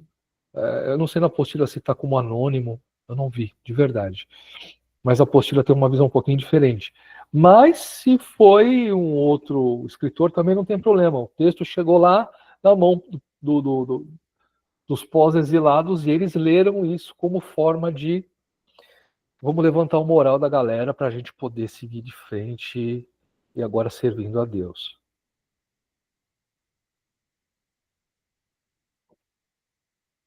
A fidelidade inabalável do Senhor, a aliança davídica e a importância da adoração e da centralidade do templo. Eu falei isso praticamente a aula inteira, né? Esse é o conceito mais do que chave de crônicas. Mais do que chave de crônicas. Se você... Leiam nessa perspectiva crônicas agora. Quando vocês forem ler, né? Não tendenciosa, na perspectiva de que Deus se aliou a Davi e que é importante a adoração, o templo, e que lá é o centro de todas as coisas. Não adianta.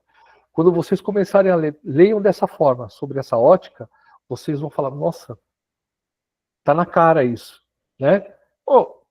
Exemplo, principal verso, segundo Crônicas 7,14. Né? O meu povo, se chama pelo meu nome, se humilhar e orar, papapá, papapá. Eu sei que vocês conseguem recitar esse texto melhor do que eu. Porque aí está condensado toda essa perspectiva. Né? Essa perspectiva de restauração, mais baseada na adoração, na centralidade. E quem é que está lá inaugurando o templo? Salomão, filho de quem? De Davi. Tá? Então percebam que existe essa importância, essa diferença de reis. Crônicas é um pouco mais leve, é uma leitura mais leve, quando eu digo em relação à obediência e desobediência ao Senhor. Tá? Continuando.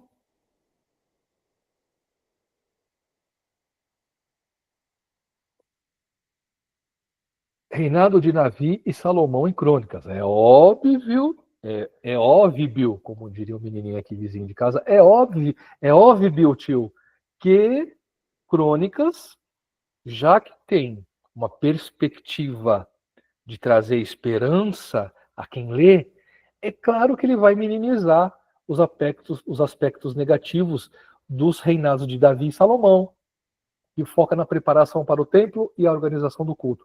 Claro, lá em 2 Crônicas, né, que a gente viu, 12, tá lá para trás, ou 10, se eu não me engano, existe o relato da divisão do reino, que é justamente é o mesmo relato de Reis. Aí não muda nada. Mas as pisadas de bola, seja de Davi, seja de Salomão, são um pouco mais amenizadas. O conceito teológico do livro é a preparação divina para o plano de Deus e a importância da liderança sábia na adoração. Tudo tem a ver com o templo, tudo tem a ver com adoração, tá? Tudo tem a ver com a aliança que o Senhor fez à sucessão davídica, a família de Davi. E o texto-chave é 1 Crônicas, Davi preparando Salomão para construir o templo. Estamos quase no final. Mas não vai dar acho que não vai dar para vocês verem a novela, tá? ênfase nos reformadores. ênfase nos reformadores. Por quê? Bom, fato histórico, mais destaque aos reis fiéis, como Asa, Josafá, Ezequias e Josias, mostrando seus atos de reforma e as bênçãos resultantes. Aí eu me lembro lá de Deuteronômio 28, da promessa que foi feita. Se você obedecer os meus mandamentos, recairão sobre vocês as bênçãos. Se vocês desobedecerem os meus mandamentos, recairão sobre vocês maldições. Né? Grosso modo, é isso. Tá aqui, ó. Lembra, meio que inconscientemente. E aí eu fico, porque inclusive Josias, eu não lembro se foi Josias ou foi Ezequias, mas um dos dois, encontrou Deuteronômio, acho que foi Josias, encontrou Deuteronômio. Então estava fresquinho na cabeça dele, isso, na leitura, né? E na leitura do povo, inclusive. Então, vamos mostrar em Crônicas que se a gente obedecer ao Senhor, a gente vai viver bênção e não maldição. Então existe esse destaque para esses reis, e conta, inclusive, que eles foram para o Reino do Norte para fazer a reforma religiosa também lá em Israel. A resposta, conceito teológico, a resposta de Deus à busca sincera e o poder da reforma espiritual. Mais ou menos o que eu acabei de mencionar, né? Então, os versículos chaves aí, a oração de Asa, antes da batalha, Ezequias e a alegria da restauração, todos em 2 Crônicas.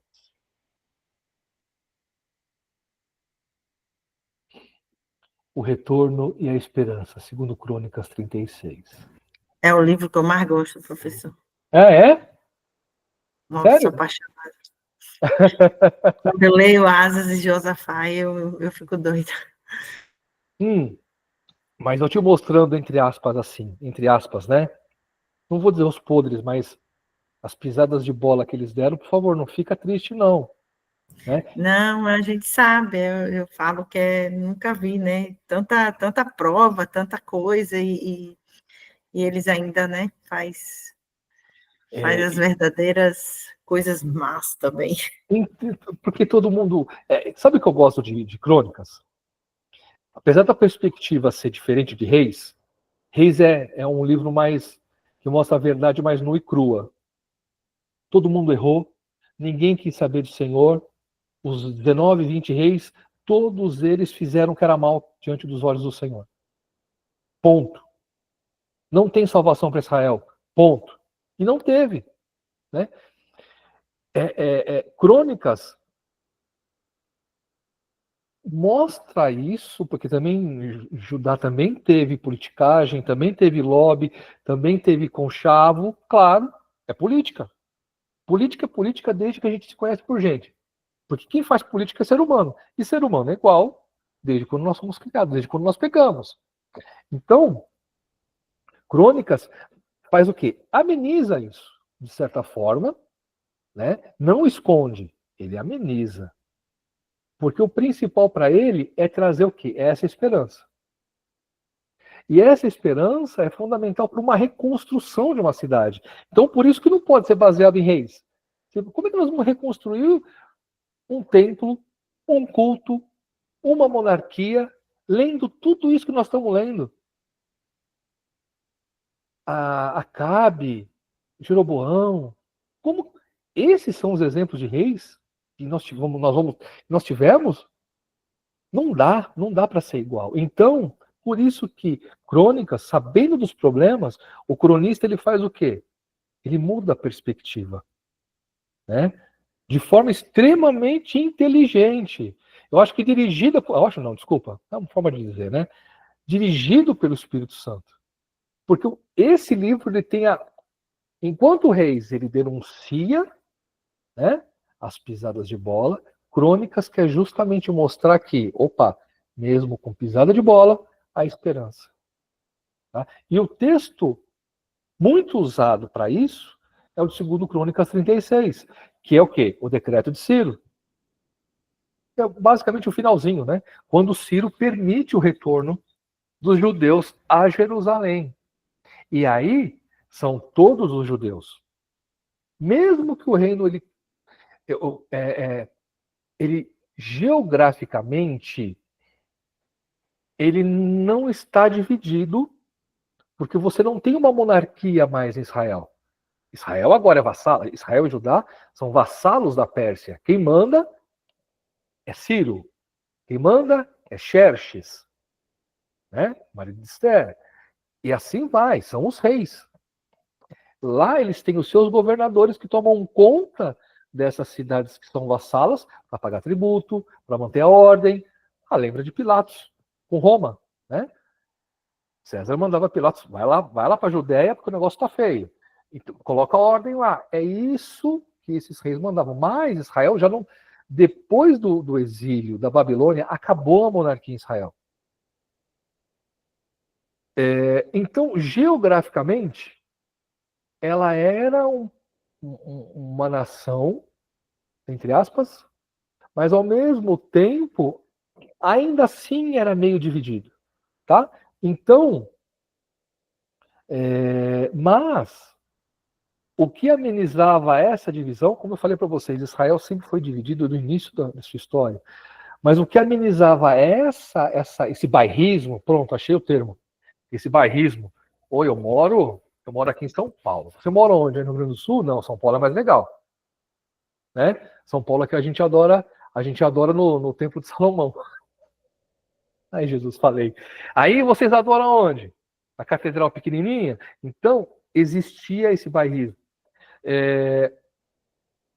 Porém, com a adoração agora exclusiva em Jerusalém, pós-exílio, né? Aí o templo é reconstruído, as cidades vão sendo reconstruídas, aí sim a gente consegue ter uma adoração ao Senhor, a Yahvé em Jerusalém. Mas retomando, isso não representa que eles não continuavam adorando aos outros deuses. Tá? Que mais? Que conceito histórico, né? A soberania de Deus sobre a história e a esperança de restauração após o juízo. Ou seja, Deus é soberano para usar quem ele quiser, como eu falei das nações, mas também ele pode usar um rei, e principalmente a promessa que ele fez. Né? A promessa que ele fez lá para o povo lá atrás. Se eu não me engano, é Deuteronômio 28. Mesmo com a dispersão, se o povo se voltar a mim, eu reunirei todos novamente. Tá? E o verso-chave é 22 e 23 do capítulo 36 de 2 Crônicas. Tá tudo bem aí, gente? Vocês estão dormindo? Eu não tô vendo dedinho mais, hein? Eu tô vendo só a carinha da Ana. Tô vendo só a carinha da Ana assim. Agora veio um monte de dedinho para mim. Glória a Deus, obrigado. Vamos continuar. Tá no finalzinho já, tá? Tá no finalzinho. Mais um conceito teológico, né? Isso eu já falei para vocês, que é a soberania do Senhor sobre a história e sobre as nações. Sobre a história.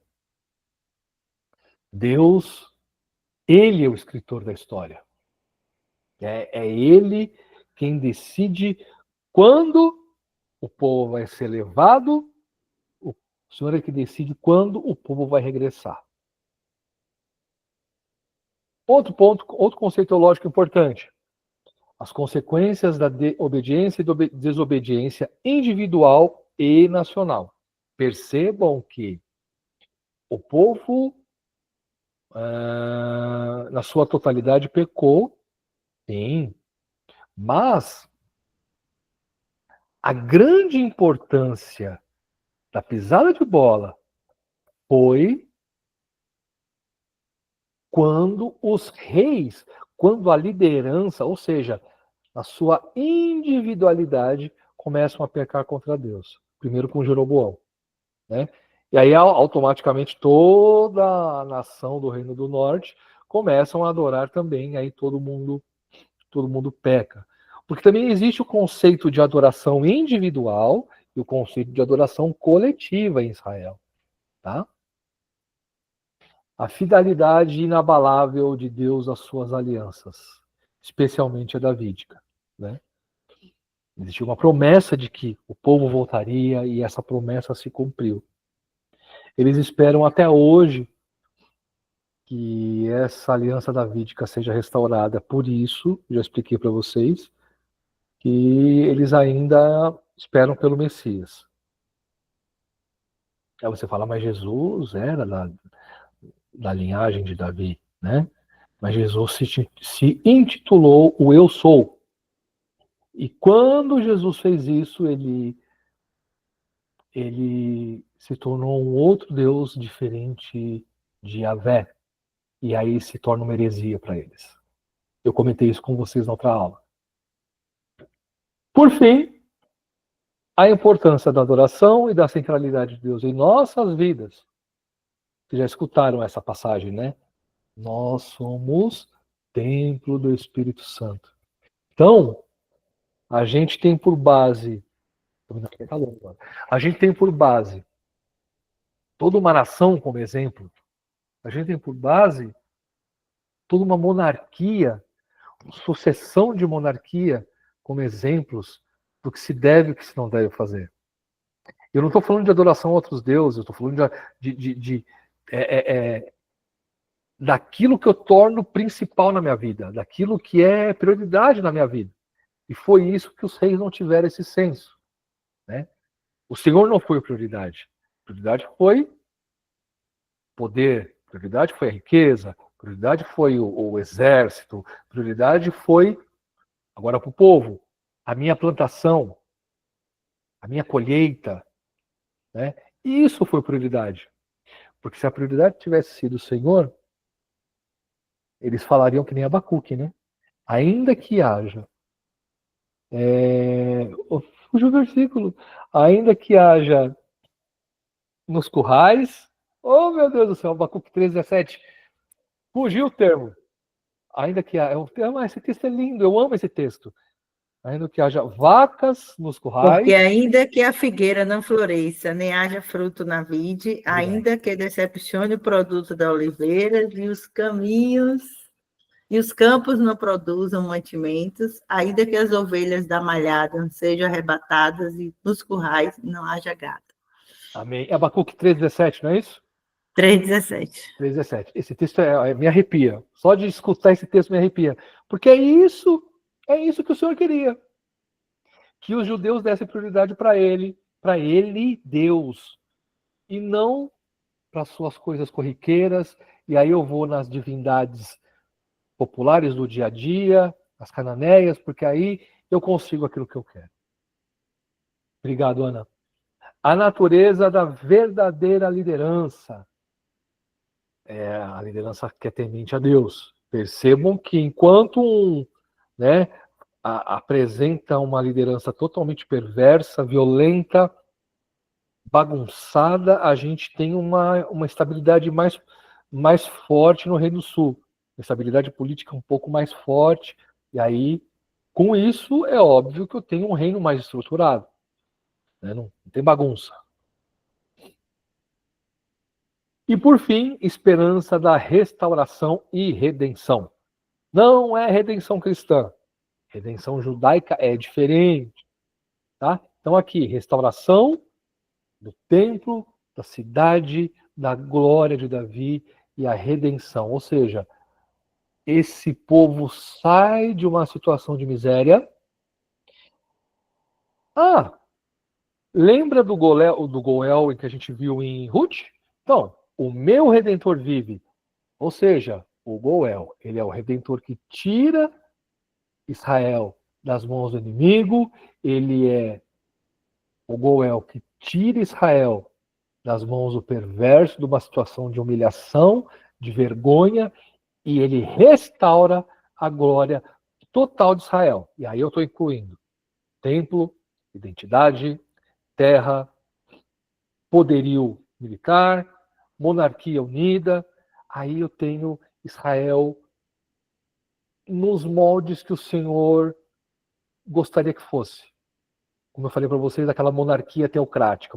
Tivesse um rei físico, mas que esse rei se curvasse ao Senhor e buscasse a Deus. Coisa que os outros reis não fizeram.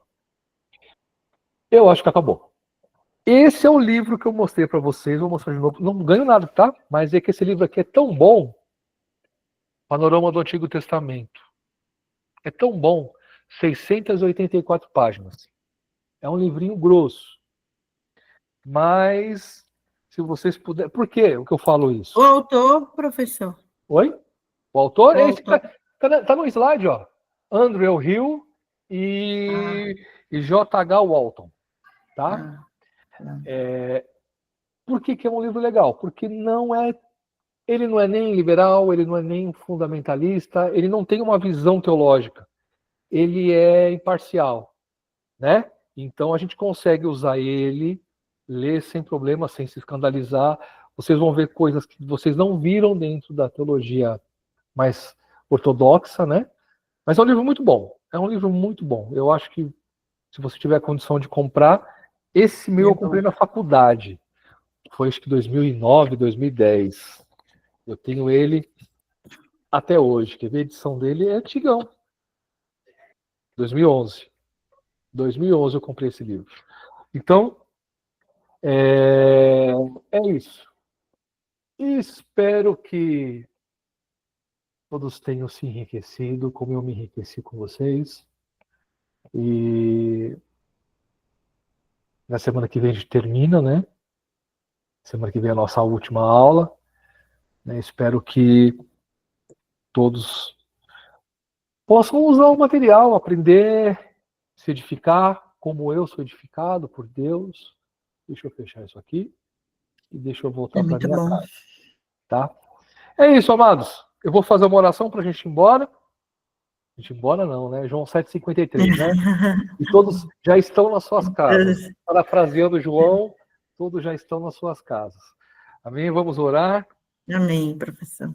Senhor, eu quero te agradecer por este tempo, Obrigada, te bendizer, por cada aluno que esteve conosco nesse tempo. Senhor Jesus, muito obrigada. Que o Espírito Santo possa saber mais da tua ministrar, presença, saber mais da tua palavra, Senhor. direcionar esses meus amados e que, em nome de Jesus, eles possam ser cada vez mais edificados na tua palavra, que eles cresçam espiritualmente, sim, mas também que eles cresçam em conhecimento e graça. Senhor, que todos nós tenhamos uma semana abençoada por ti e que teu Espírito Santo nos conduza nos nossos afazeres essa semana, em nome de Jesus. Amém, queridos? Todo mundo por aí? Dá tchauzinho, Fran. Lari, Amém, Deus professor. abençoe. Ana, Deus abençoe. Semana de vitórias, queridos. Amém. Lucimar. Nossa, Lucimar, Deus abençoe. Lari, Lucimar. Miriam, Deus abençoe sua vida. Obrigada, professor. Deus te abençoe, tá bom? Amém, gente. Tchau, tchau. Até semana que vem. Paz, queridos. Fica com Deus. Amém.